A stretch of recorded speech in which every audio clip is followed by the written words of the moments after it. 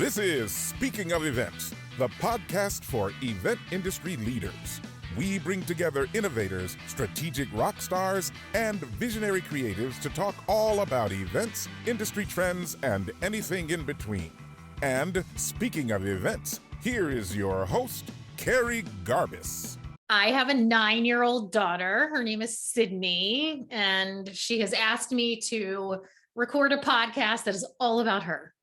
And then I asked about her depth of knowledge about events, and it was not much past the first week of third grade. So the podcast today is not only about Sydney, but I will start with a story that does involve my 9-year-old daughter, Sydney. And this is way back when I went to the hospital to have my new baby.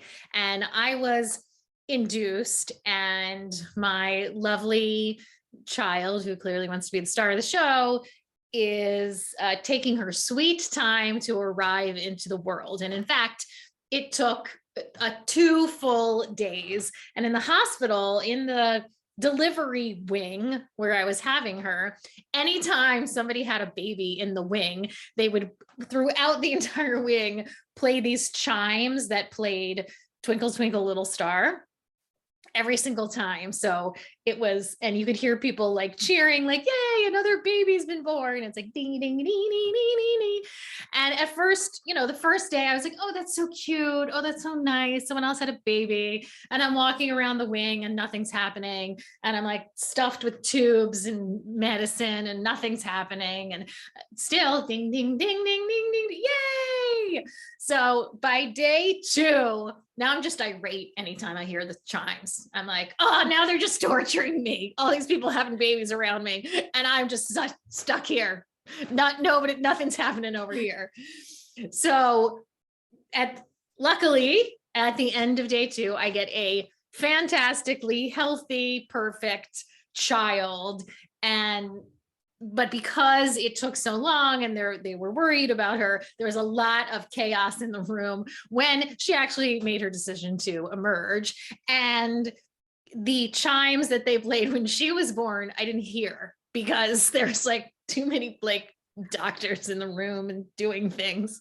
So then later I'm like, wait, I've never heard my chimes, my charming chimes. And I was so annoyed that I complained to the nurse. And I'm like, I never, I'm of course emotional too.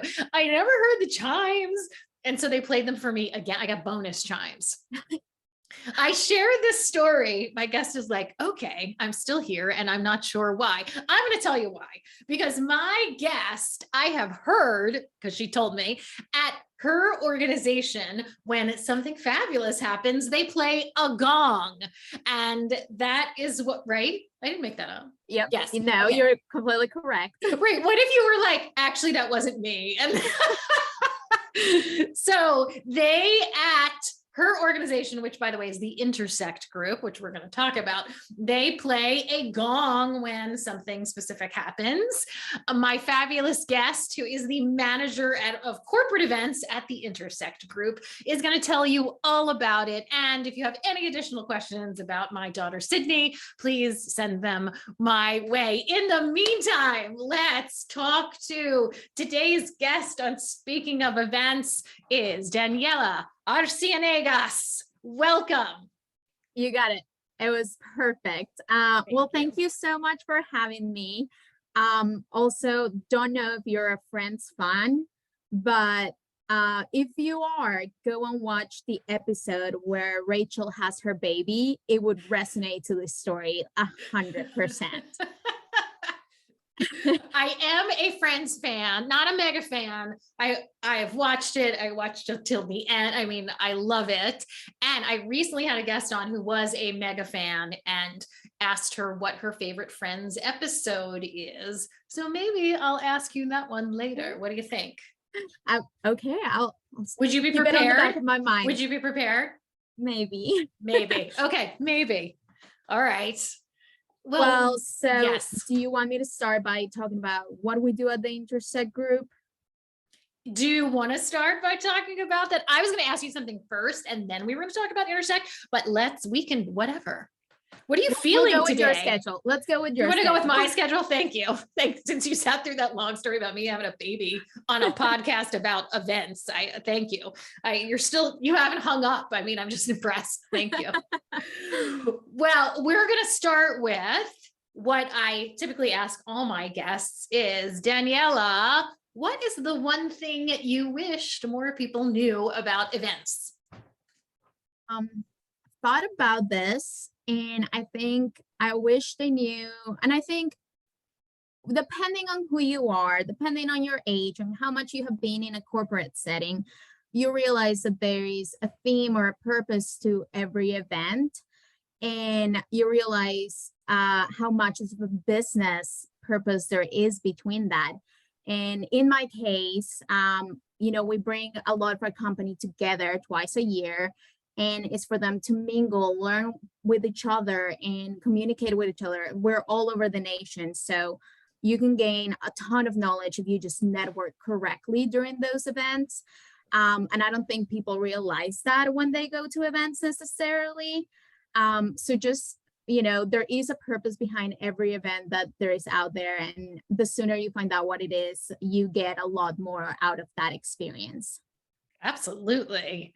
When you say network correctly, what does that mean to you? Means like, a lot of it is not just small chat. I am not a huge fan of small chat. It's like get down and to like the gritty details that you need to know, ask the questions that you have, like use those resources. A lot of our people are very young, and I think they're a little bit afraid of going out to tenure employees, and so they don't network with them. They stay within their little close clique of, if they came from another city, they stay with the people from that city. And a lot of that is, if you network correctly, you're networking with persons that you work with from another city that may have the solution to something that may have, you may have questions on, or simply just learn something new. So that to me is networking correctly, try and find those people and make yourself known, like network with your executives, like they're all there. Little things like that. Absolutely. I agree. There is a rule at my company, Ovation, of something that you're not allowed to talk about. Do you want to get? And it's very typical, like small chat thing that I'm like, nope, we don't talk about that. Would you like to know what it is? Talk about the weather? We do not talk about the weather. Drives me nuts. And the second, any future salespeople who may be listening to this, as if they are, that for me, that if I get on the phone with a salesperson, they're like, Kerri, how's it going? How's the weather up at Boston? I'm like, and done.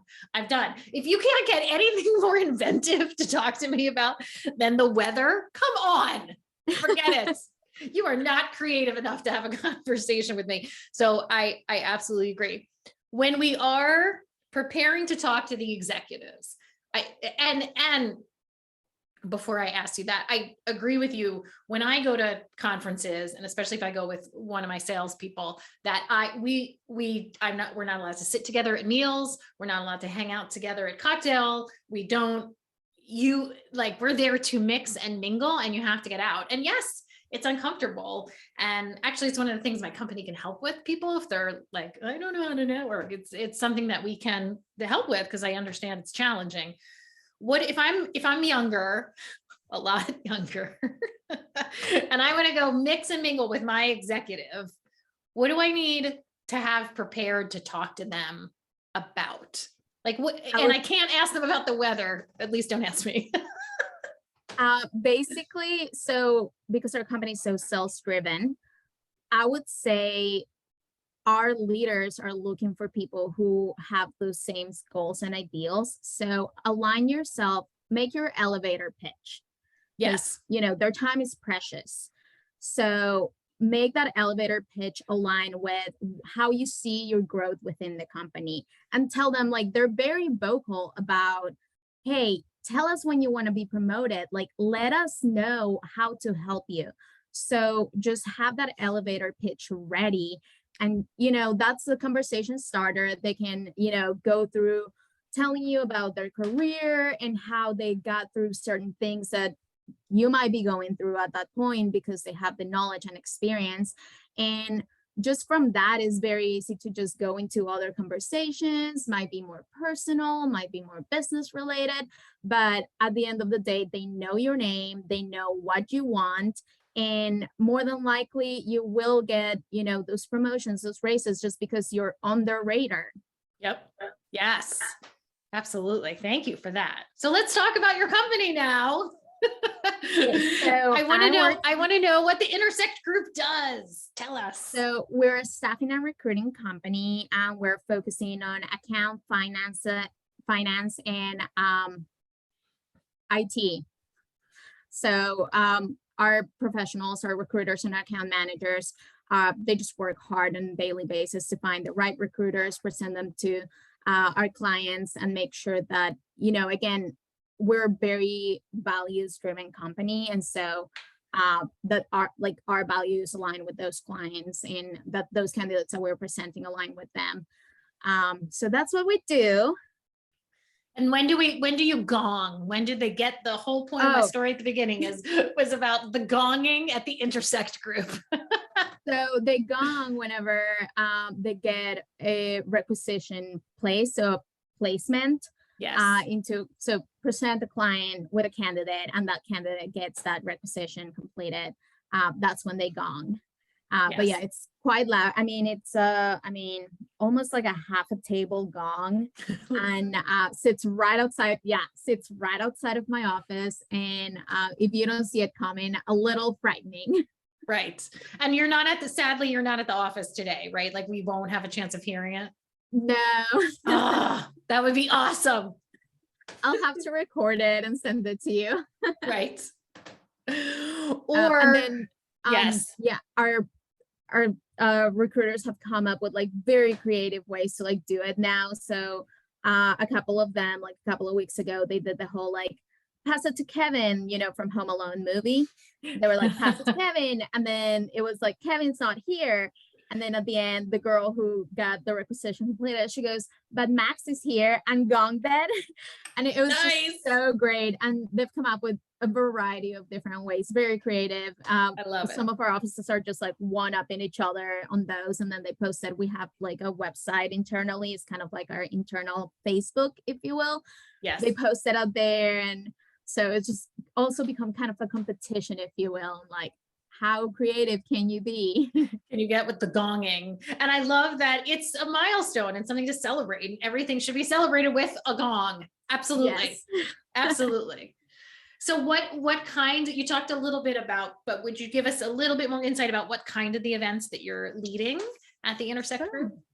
So big 2 events happened at the beginning of the year and mid of the year, and it's our colleague conference.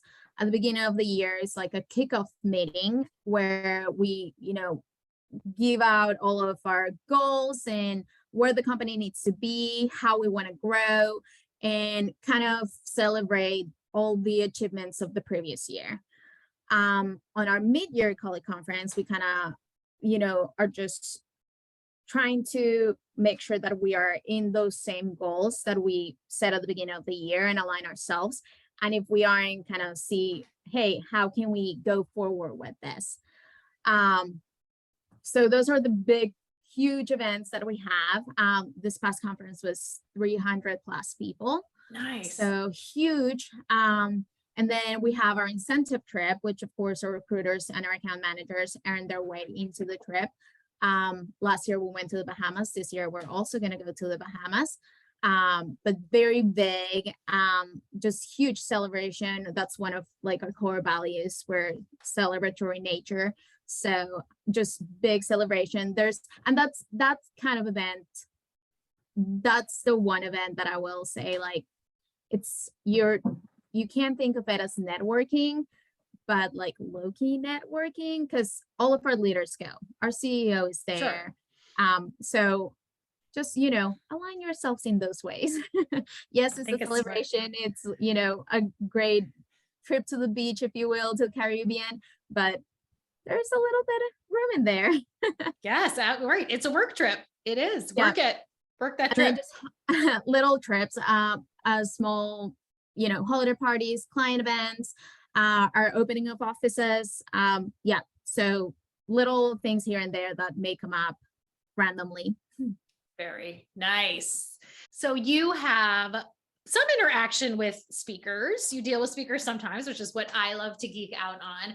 So might you have a speaker story that you want to share with us? I would love to hear it. Yes, I do. So on this past conference, again, 300 plus people, a huge room. And early on in the morning, our mics were kind of failing.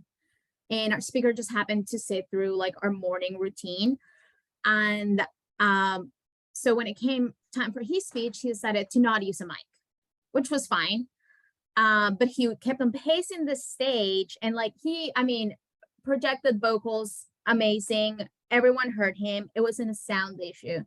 But, it does take a while to, your voice gets so loud and you're pacing back and forth. That's a lot of exercise right there. It is. And so he ended his speech. Everyone was like, this is amazing. They still reference him. But we go on break and he's taking pictures with people. And then he decided to stay for a little bit of our like afternoon portion. And while this is happening, I'm sitting in the back of the room. He's sitting in the very, very back of the room. He had his like own little table. And out of the corner of my eye, I just see him taking his shirt off. I was like, it may be happening during like 10 seconds. Like he had like an undershirt, but he just took his shirt off. And I just happened to see it at the corner of my eye. So I immediately turned around and then immediately turned back around. And then I was like, did I see that correctly? So I then turned back around and I was like, oh no, he's definitely had his shirt off. And then he quickly, puts another shirt on. And I was like, he could have gone to the bathroom. He could have gone to the bathroom. And I'm guessing this was like not like a nighttime adult entertainment event, right? No, this was no, this is our he went on right after lunch. So it had to be maybe 1:30 to 2:30. That was his like time slot. Yeah. So it's 2:30 in the afternoon. But I was just so shocked that I did a double take. Right. And I would just like to point out that no woman could have ever gotten away with. Could you imagine? I mean, we don't have a choice. No. Oh, absolutely not. Like that would have been definitely a trip to the bathroom. And then I asked some people and I was like, hey, did you see this? And they were like, no. And I was like, okay, I'm glad I'm the only one that noticed. Yes. I have yet to encounter somebody who did see it. But it was just so odd. I was just like, what is happening? You got the extra show in the back of the room. So many interesting things happen in the back of the room. For sure. Yes. I mean, you can see it all at that point. So yeah, definitely so wild. In fact, one of my original ideas for the name of this podcast, speaking of events, was the title I wanted to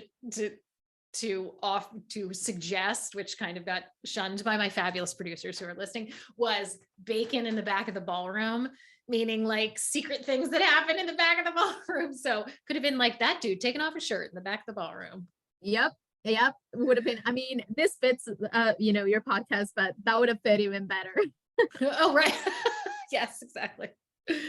All right. So you run a lot of these events that there's a lot of travel, and with travel, there's always disasters. And we love disasters on Speaking of Events. Please share. So this was maybe 4 years ago. I was with a different company, and we used to host a symposium for some of our clients. At the time I was with a third-party logistics company. And so we brought clients that were not in the same industries necessarily, but they used to have the same issues, kind of supply chain. And so we would bring them together for this symposium so they could share their ideas and how to fix their problems and how they can help each other. And during one of these events, we used to host them kind of like off the beaten path. This happens to be in a resort down in Florida that's between the Orlando and the Tampa airports. So it's dead middle in between them, and it's an hour and a half away from either airport, nothing around but just a resort. And we get a call from one of our clients, and he's like, hey, I've been waiting for a ride for the past 30 minutes, and I saw everyone else had like their signs with their names on it, and I just kept on waiting for my guy. Do you know where he's at? Is he like coming to get me? Is he late? So of course I'm panicking at this point, because it's not like a quick, hey, grab an Uber here, hey, I'm gonna come get you in 5 minutes, sorry. So then I start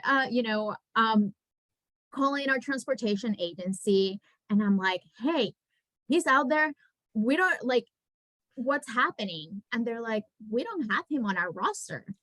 So I'm panicking hardcore at this point.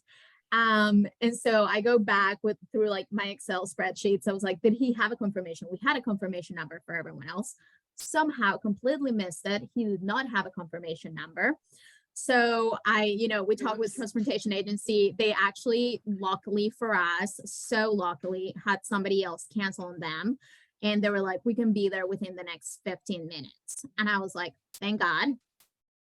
Oh my God, you're saving my butt right now. So thank you.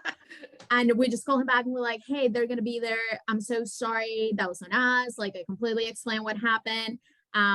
But yeah, so big lesson learned from that. And just, I now triple check, make sure like everyone has confirmation numbers, like send it to them on their schedule. And like, if you have any questions, let me know. But huge panic moment for sure. Yeah. Do you, when you tell that story, do you remember what it felt like? Oh yeah. Was it sweating? Was it hard? Stomach? Yes. Well, and he's a client. Like if he was, with one of like our employees, like I would have been like, hey, kind of figure it out or whatever. But he was a client. You can't, like, we invited them to this trip. We cannot do that. Right. So yeah, definitely so panicked. But thank God, everything worked out. He was fine. He actually made a couple of jokes about it. He was like, somebody's gonna come and like get me to go to the airport, right?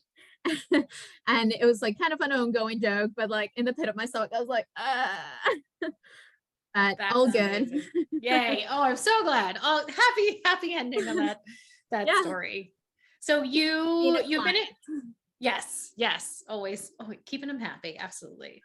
So you've been at Intersect for almost a year.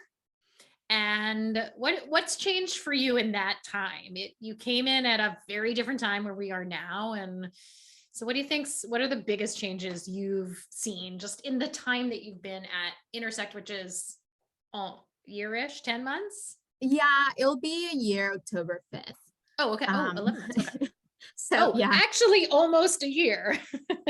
By the time this airs, almost a year. Yeah. And I've seen a lot, with my last company, we had to really pivot into like Zoom events and things like that. I've seen a big change with how hygiene in general has changed, how much we are conscious about it now, which is great. Because before, we used to stuff so many people in one room. Now it's like, no, like things shouldn't be like that. But also, very conscious about how like social anxious people have been in the past couple of months. Like, some of, again, because we work with so many young people and they had online school, they didn't have that kind of like interaction. So kind of getting them out of their shell is a big part of it.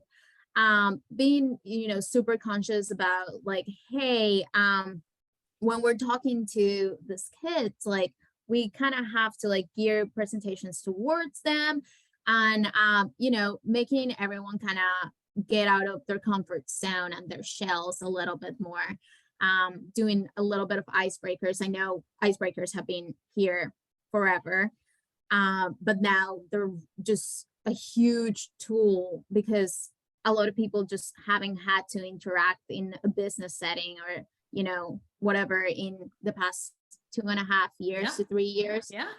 So definitely that component. But yeah, and now we're going back and it's not so much virtual, but still being very conscious about those things that came out during the pandemic.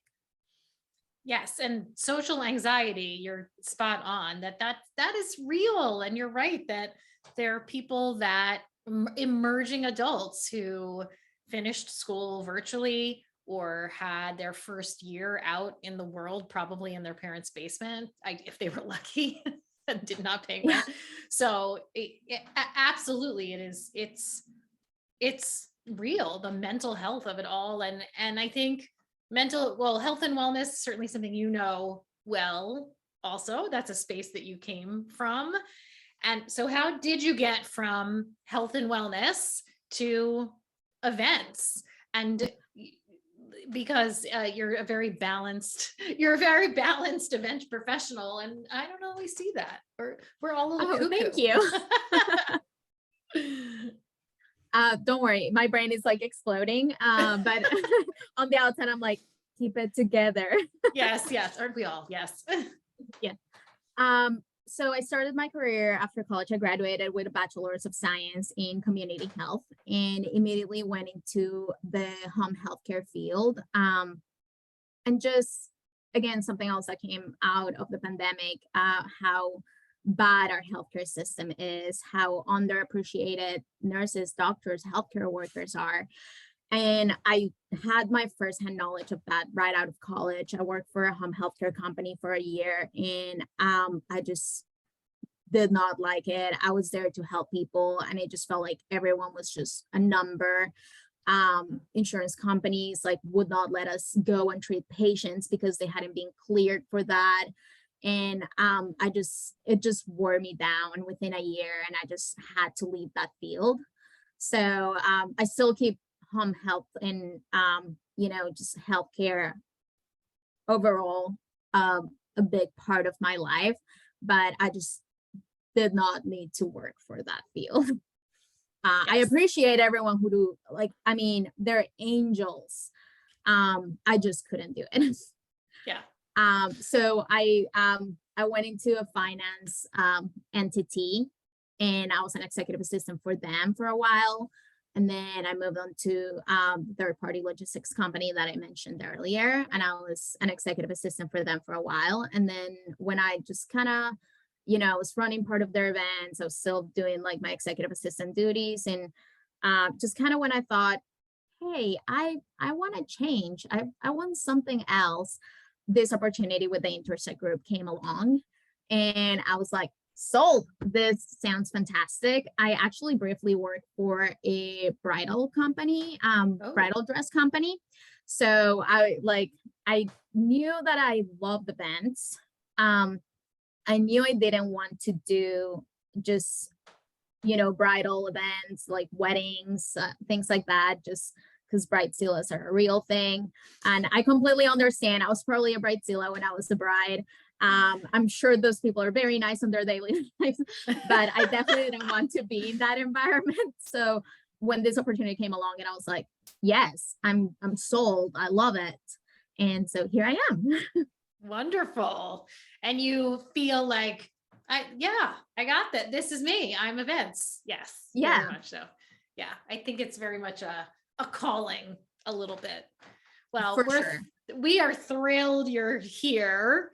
And I'm wondering, Daniela Arciniegas, if you are I'm just showing off that I know how sort of to pronounce not well, but I'm pronouncing your last name sort of correctly. So are you ready for our Lightning Express round? I guess I always wanted to go to a Family Feud, so I feel like this is my chance. This is it. Yes. Daniela, wait, do you know that I was on the Family Feud? Yeah. Yes, I went on with my in-law family. We did not get to the bonus round.